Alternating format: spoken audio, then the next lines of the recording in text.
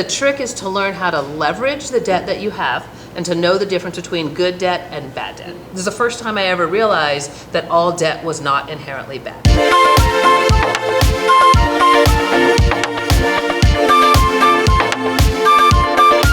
Welcome everybody, my name is Jacobson Valentine. I am the executive of Feed the Mass, and today we are here with Family That Learns with Adesina Cameron. Thank you for being here today. We're going to be talking a little bit more about finances, and one of the big things, of course, is like we all have a dream to own our own house, and what is the process and everything like that. So tell everybody a little bit about yourself, like your business, and like, you know, give people the 411 about you. Yeah, absolutely. So my name is Adesina Cameron, and I am a loan officer. I like to call myself a mortgage planning specialist. So I work with people to understand their qualifications and then get them qualified if they need that. And after that, my team does the actual process of getting you a loan from somebody that we work with and getting you into your new house. Perfect. I think this is something, as a young person myself, I always feel that it was like, oh, maybe it's just not in a deck of cards, but like I think the conversations that we've had in the, like before this, actually, you think it's actually more achievable than I think other people would think, which is great. Yeah, well, the reason that I do this is because I always thought it was not in the cards. That just, I grew up as a renter. My mom somehow bought a house when I was in high school through a government program that I didn't understand, but I just thought, well, that's not in the cards for me. And why would I want to fix my own toilet, right? So I just didn't pay attention to it.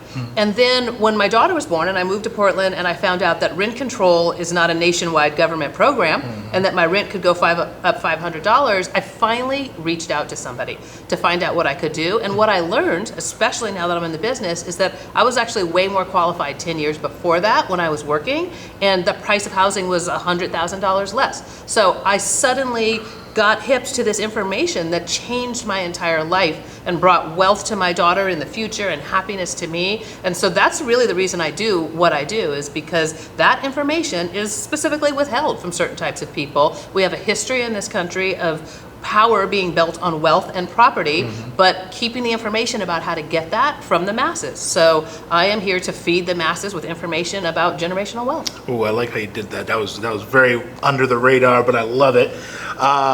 So let's get into our first question, which of course is going to be, tell me about credit score. What is a credit score? Because I think this is the thing that I've been working on as a young person, because I pretty much destroyed my credit when I was a teenager, getting my first credit card because my teacher said, hey, you need to get a credit card in order to like build your credit. And then of course I was like, oh, you know, let's go to Taco Bell every day for an entire year. And then all of a sudden you realize I still can't pay for this credit card. So what is a credit score and what is that, how kind of related to a credit card, I guess? Okay, let's start out with, it's a game. For sure. The credit bureaus, the credit card companies, they're trying to game you. So what you got to do is learn how to use that game to your advantage, but not fall in the trap, because you must have credit in this country to get car insurance, to buy a home, for all sorts of things. But it's also really easy to get into debt. So let's distinguish the difference between credit and debt. So your credit score is a number assigned to you based on your spending behavior by the 3 credit bureaus who somehow have permission to run our lives. So that is your credit score. And there are many, many types of formulas used. So if you see one thing when you buy a car, it'll be different when I look at it to get a mortgage. It'll be different on Credit Karma. So, but what I like to say to people is get on Credit Karma, follow your score like it's your favorite Instagram star, because you now have the tools. When I was young, you couldn't see what your score was. So when you finally applied for something, you'd be shocked to find out what was there. Now, public information, you can look at that. So that's number one. Your credit score is assigned to you based on how you pay, what credit you have, that type of stuff. Debt is something different. That's the amount of money that you owe to other people. So what they want you to do to get your credit score is to get into debt. And they want you to have negative debt because they make more money when you can't pay it. Whereas debt can be leveraged, and this is the important part here. People who own homes have debt, right? I have a $500,000 mortgage. That is a huge debt. But the trick is to learn how to leverage the debt that you have and to know the difference between good debt and bad debt. Okay.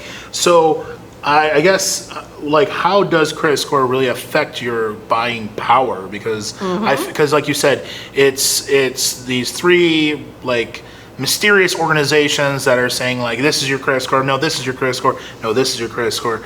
And how does that like affect your buying power? Because I think that's kind of like the big thing is like, I feel that when I first started, it was like interest rate was 20% and you get $500, and you're like, and I'm like, okay, so what does that equate to? So like, how does buying power work? Yeah, so, well, first of all, the credit score affects the rates that you're offered for your car insurance and all sorts of stuff like that. So there are things in your background that you are being charged differently from somebody else that you don't even know about it, right? When you buy a home, we talk about your credit score. Yeah. But for those other things, they don't see your score, they're just told good rate, bad rate. So that's one thing. But very specifically, when it comes to buying a home, you have to have a certain credit score to qualify to buy a home. Now, there are hundreds of loan programs. There are probably 5 that I work with frequently. So the lowest credit score I've ever worked with is probably 615. Okay. So credit scores range from about 450 to 850. Okay. So, but the lower your credit is, sometimes you can't qualify at all. Sometimes you can't qualify for the program that you want, but the lower your score, whatever you qualify for, your terms will be worse. So higher interest, possibly additional fees. Of course. And so the better your credit is, first you have to qualify. That's step one, and that's the first thing that we look at. If you're not there, I have people who can help you get there. After you're qualified, your rate, your interest rate that you pay for 30 years on a 30-year loan is determined. So if you and I have the same income, all other factors the same, but you have a 710 and I have a 740, over the process of 30 years, you're gonna pay a lot more money for that same house than I have. And because your rate plays into what you're qualified for, you're actually gonna qualify for a lower purchase price than I would. Even if we have the same down payment and the same income, if I'm getting better terms, I'm gonna be able to qualify for, say, 425 when you can only qualify for 4. Wow. Okay. That's perfect. So let's get into what is the best way to build credit, because like I said, when I was in high school, they were like, just get a credit card, just get a credit card. Doesn't matter, just get a credit card. Like, what would you say to an 18-year-old who's becoming an adult? How would be the best way to build their credit? Yeah, and absolutely. And first I wanna say, I fell into that same thing, 100%. Went to college, you want a Frisbee? Sign up for this credit card. Yay, Frisbee, right? And so that definitely happened to me. And it's really important that people don't have judgment around credit, because it can feel really bad to feel like you have messed up your credit or fallen into the trap. And sometimes you knew what you were doing and you had to do it to support your family. So let's start there. But so with credit, basically it's a couple of different factors, right? You must make your payments on time. That is the number one thing, not making your payments, that will ruin your credit. So it's how much credit you have, how much of that you're using.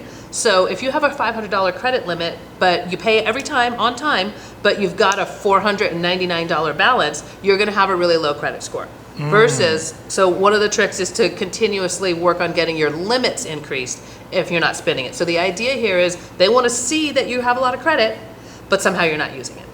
So the best way to establish great credit is to get a couple of credits, and we'll provide resources for this, because it changes all the time. So don't just take my word for it. Check in. The link will be in the description. So, but really, it takes having 2 or 3 credit cards. You put your Netflix on one. You set that for auto pay statement balance.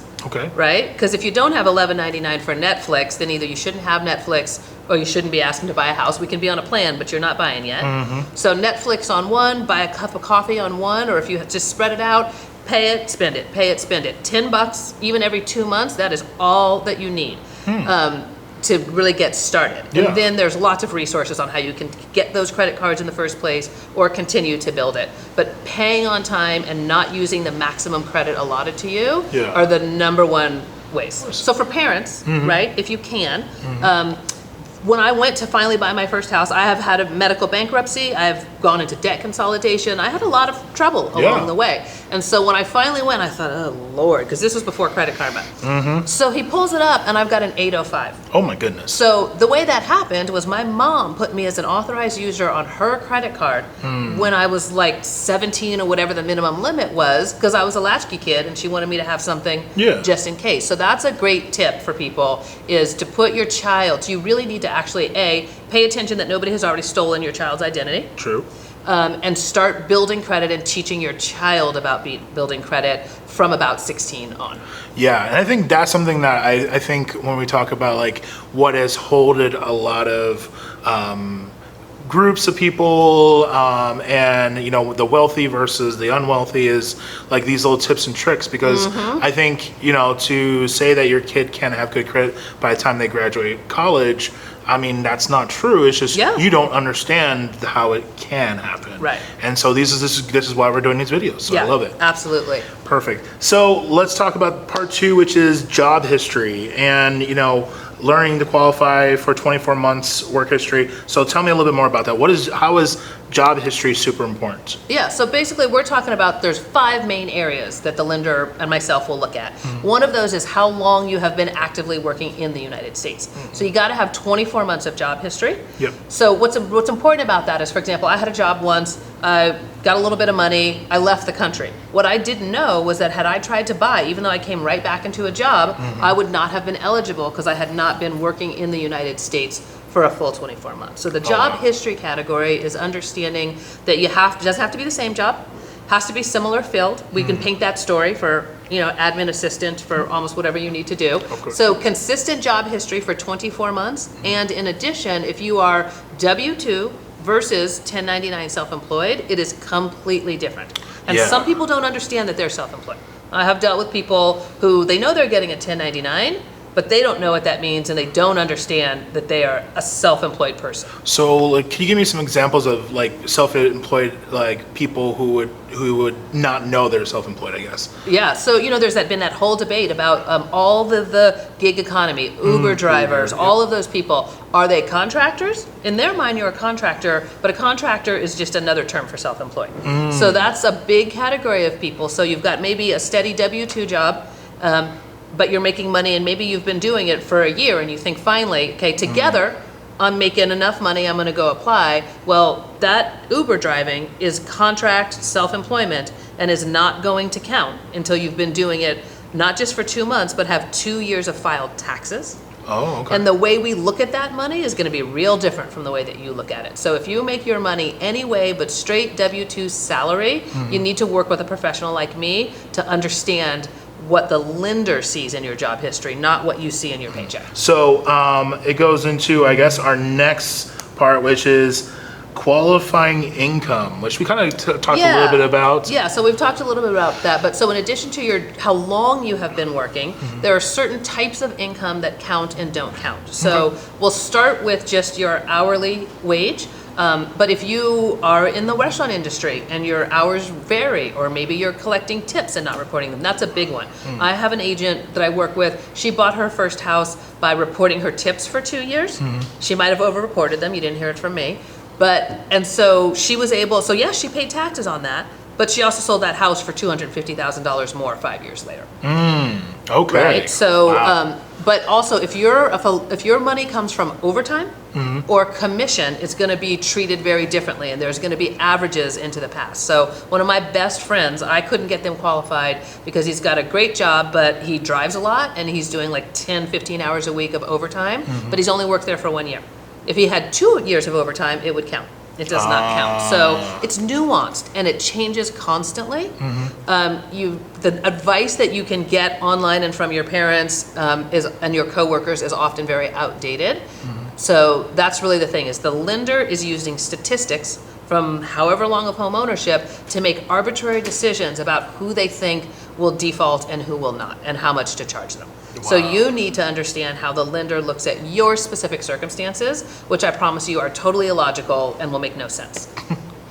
Well, talking about income, I guess the question is, and I think for me, I think this is where it kind of changed my mind about if it's in the cards for me or not, but do you have to be rich to actually buy a home?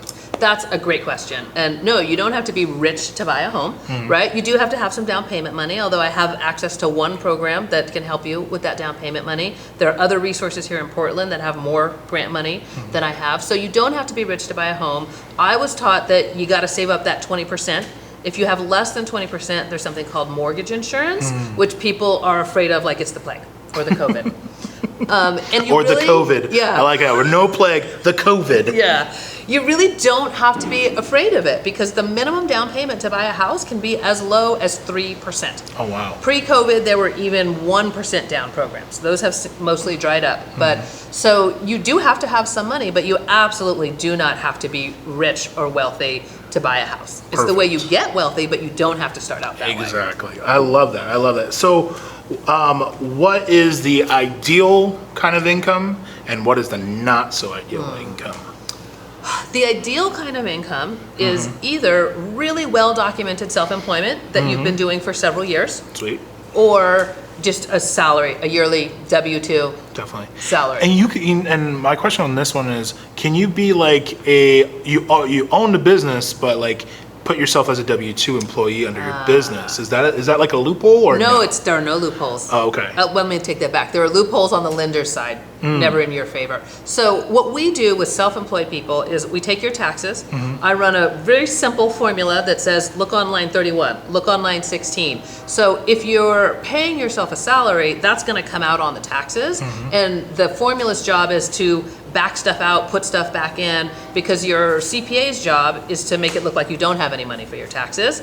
We know that's not true. So we try to prove that you've got some money. So if you you can't double hit yourself. You can't claim it as an expense, but then also pay yourself. We will comb through and find all of the stuff. Well, now we're at like the fourth topic, which is assets and down payment. So tell me a little bit more about this. Yeah, so a down payment is when you buy a house, you got to put some skin in the game. So there's a certain percentage of cash that you're expected to come up with 30 days later when you close on the house. So that can be anywhere from 3%, which most people think it's got to be a lot more than that, all the way up to, you could put 100%, but you'd be buying in cash. But a thing that a lot of people don't know is I talk a lot of clients out of putting more than 20% down, because there's a benefit. Remember I talked about that leveraging good debt versus bad debt. There's a benefit to keeping your cash in your pocket or in the stock market or however you have it invested, and using somebody else's cash at a low interest rate. If you can earn money elsewhere, or even help family elsewhere, or donate it for your soul elsewhere. So the asset is just how much money are you going to put down. So what's important is that it must be your money. Right? You are required to show that you have had this money in your possession in your bank accounts for 60 days or 2 bank statement cycles. So you can't get gift money. It must be from a friend or a relative. So sometimes people think, oh, well, I can take money from my credit card, and you can't borrow money to buy a house. So the assets are just how much money you're going to put down. And so we need to not only know that you have it, but it does have to be sourced appropriately. Definitely. So I want to go back to the down payment, because you kind of just jumped over this. It actually is super valuable, the 20% thing. Because I think that is really super important that people understand this, because I only recently saw that, like, the 3% versus 20% conversation on social media. I know, social media. But it was super important, because, like, if you had 20% down, great, but don't do it, because if you were to save that 17%, you're able to use it to build you wealth. Exactly. So can you expand a little bit more on that? Because I'm my basic idea of that versus. Well, your idea comes probably from the same place that my idea did, was that debt is always bad. So you go in with the most money that you can, you pay down that house as soon as possible. And my dream was always to live in a house that I didn't have a housing payment for, right? And when I told my first mortgage broker that, he said, or what if you didn't do that? What if you put that money into something for your daughter? And this is the first time I ever realized that all debt was not inherently bad. So right now, however I feel about the stock market, the truth is, over time, it does well for people. So if your interest that you're paying on your mortgage is 3%, but you can make 16% over time, or even 8% over time in the stock market. I don't really like to do math, but you can do the math. That is a better thing to do with your money, is pay money out monthly using somebody else's money and take that remainder of your money. And one of the reasons people used to hate to do it was when you put down less than 20%, there is mortgage insurance.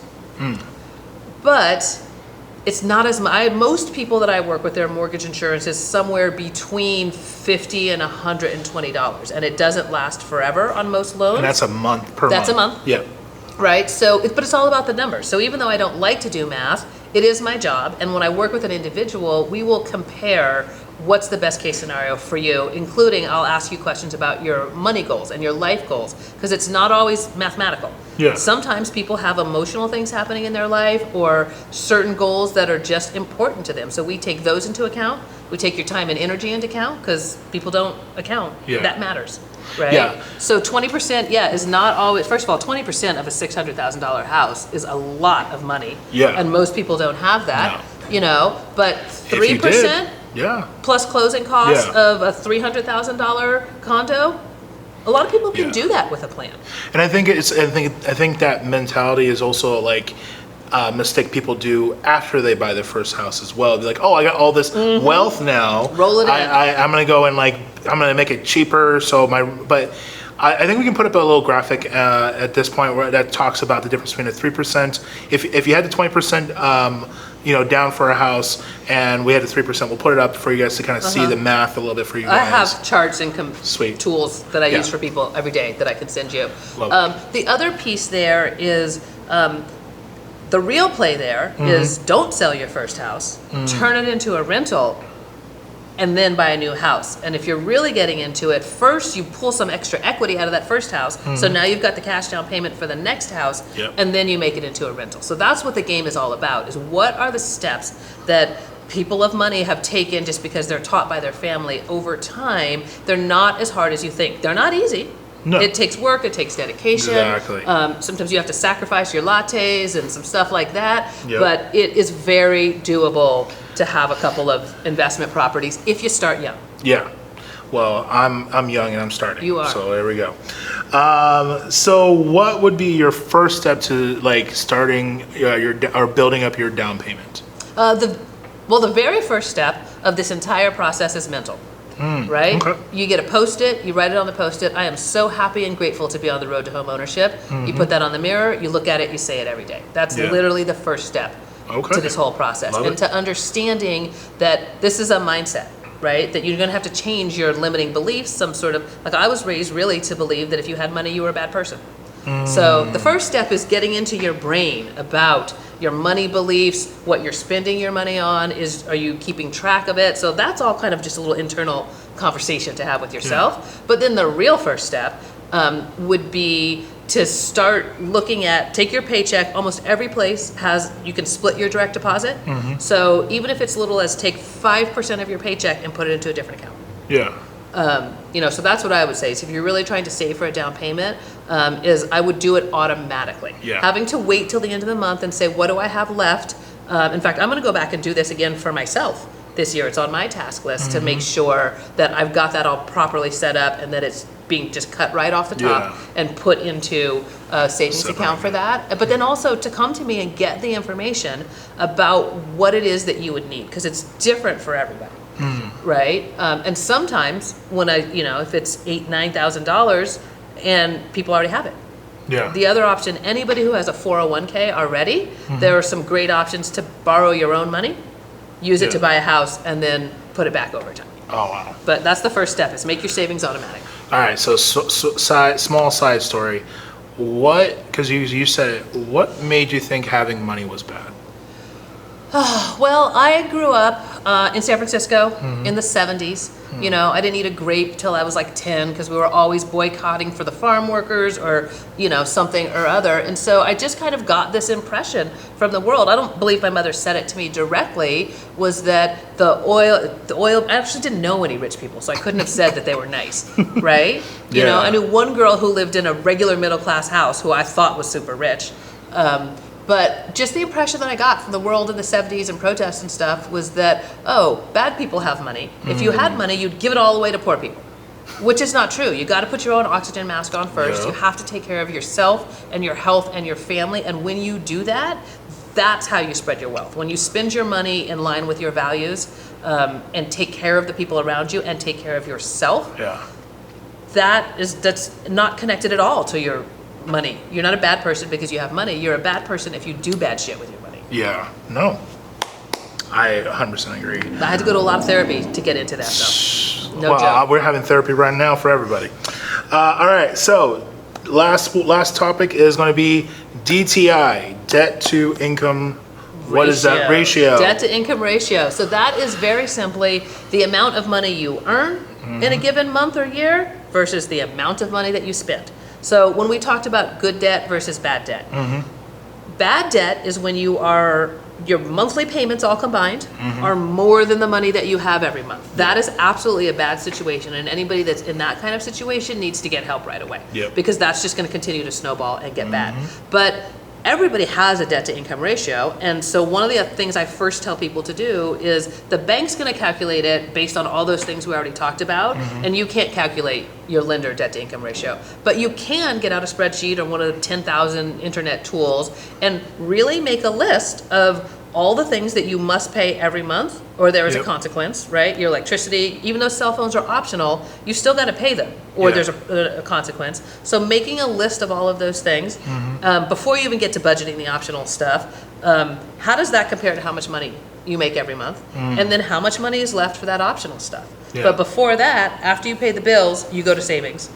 And then you figure out how much money to spend on the optional stuff. So budgeting is actually something that makes me really anxious, and I don't like to get granular with it. Some people like to get all into the spreadsheet and the nitty gritty. Whatever way that you do it, you have to know where your money's going.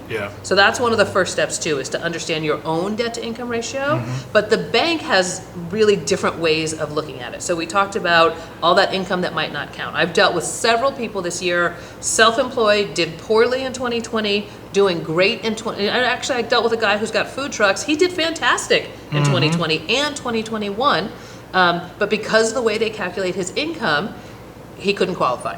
So your debt to income ratio is everything that shows up on your credit report, plus any child support or legal judgments that we're going to find out. No, you can't hide them.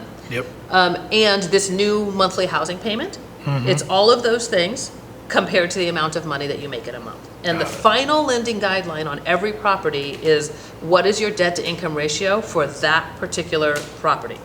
And it has to be under usually 50%, closer to 40 is better. Oh, okay. That's good to know. So like if you're trying to, of course, get your own like house and everything like that, if your bills cost $3,000, you should be making close to say $6,500 to $7,000 a month. I think that's fair. Correct. Perfect.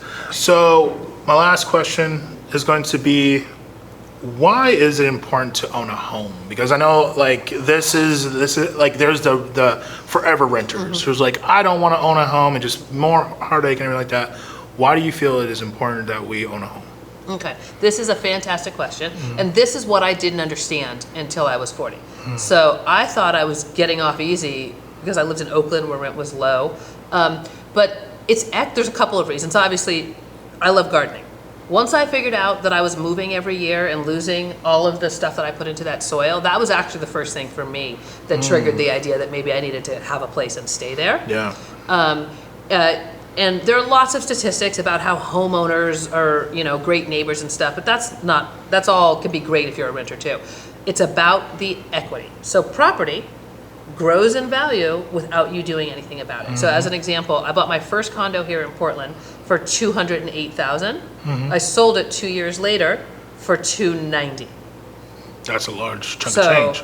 Not only did I not pay somebody else's mortgage by paying rent, so at that time my rent was $1,600 a month, which I already could not afford. Right?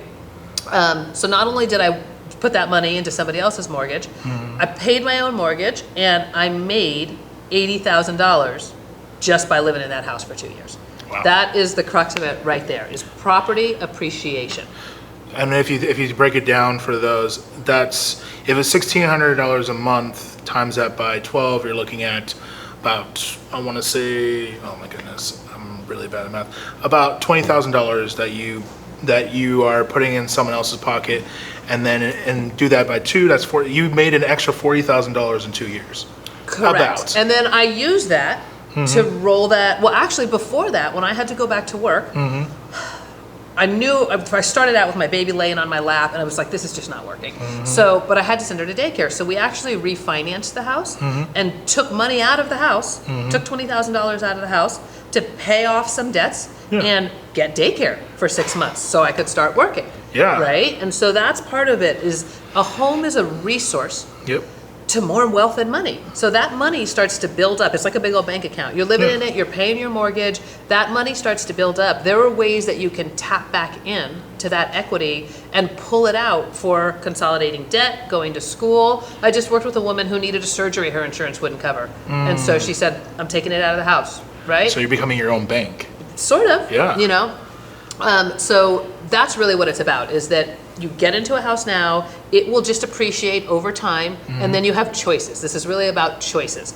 You want to stay there and let it build up for your entire life and then sell it for $500,000 and go to the Bahamas for your retirement, you could do that. You want to pull money out to send your kids to college, you want to sell it and get a bigger house. Now that's what we did. We bought a bigger house. So those are all of the things that you're allowed to do with the equity in your home. And that's the part. It's not really about, sometimes your mortgage is usually more than your rent. A lot of things online and stuff will say you could buy a house for just as much as you're paying rent. That's, depending on where you live, that's mostly bullshit, right? Almost all of my clients, except for the ones that are living in the Pearl, pay a couple $100s more for their mortgage than they did for their rent. Yeah. But I have plenty of resources that I can send to you. Over time, though, within a couple of years, based on the 6% average rent increase, actually this year, average rent increases were 12%. Oh, wow. According to these CoreLogic stats that came out last week. So what happens is over time, when you have a mortgage, it stays the same unless you voluntarily change it. Yep. You cannot control your rent. So eventually you say, I can't afford $2,000 right now. Well, how are you going to afford that $3,000 rent when you don't have a choice? Your mortgage will still be $2,000 in 10 years. Oh, wow. So that's really, it's the control of your own future and not having to move time. I've probably moved 100 times in my life. Yeah. I'm tired of it. Yeah.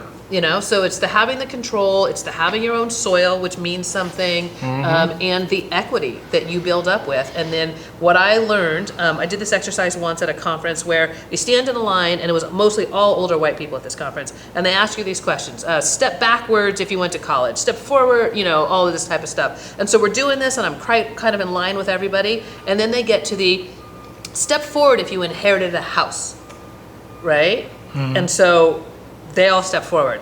And then everything that starts coming after that, even though I started at the middle, and by then I was kind of doing all right, I ended up at the back of the room. Because at that point I hadn't inherited anything. Wow. So a lot of times what people are giving to their children is not because they started out rich, it's because they bought a house and then it appreciated, you know. Yep. Yeah. No, that's perfect. All right, guys. Well, I want to wrap things up. Thank you so much for being here. If you guys want to find more information about Adesina Cameron and her organization, www.mortgageswithadesina.com. You know I'm old because I said the www in the comment. No, yeah. Mortgages with Adesina is my website.